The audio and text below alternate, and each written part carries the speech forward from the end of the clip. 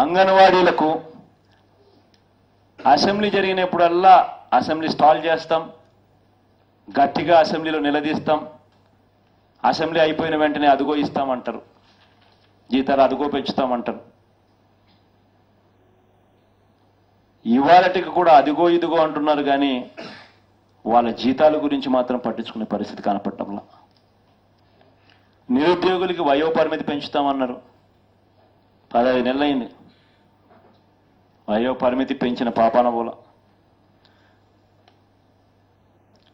Recruitment calendar ఇస్తామన్నారు, recruitment calendar ఇవ్వండి అని గట్టిగా ఒత్తిడి తీసుకొచ్చినాం.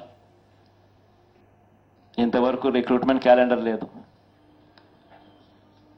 కాంట్రాక్ట్ అవుట్సోర్సింగ్లో పనిచేస్తామన్న వాళ్లకు ఎన్నికలప్పుడేమో ఇలా ఓట్లతో పని ఉంది, వీళ్ళ ఓట్లతో పని ఉన్నప్పుడు ఇలా మేనిఫెస్టోలో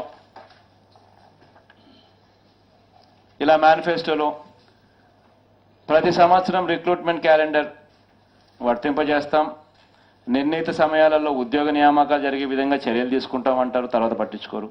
కాంట్రాక్ట్ అవుట్సోర్సింగ్ ఉద్యోగస్తులందరినీ కూడా పర్మనెంట్ చేస్తామన్న ఆశ నమ్మకం కలిగించారు. ఆ రోజు మేనిఫెస్టోలో కూడా ఆ పాయింట్ పెట్టాము, మీరు చూసుకోండి అని కూడా ఆ రోజు అన్నారు.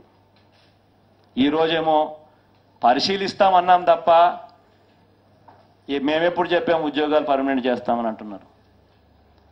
మేనిఫెస్టోలో పరిశీలిస్తాము అని చెప్పి అదే పనిగా చెప్పి ఆ రోజు ఉద్యోగస్తుల దగ్గరికి పోయినప్పుడు మాత్రం ఖచ్చితంగా చేస్తాం, మేనిఫెస్టోలో మేము పెట్టాం అని చెప్పని ఇవాళ మళ్ళీ ప్లేటు మార్చడం.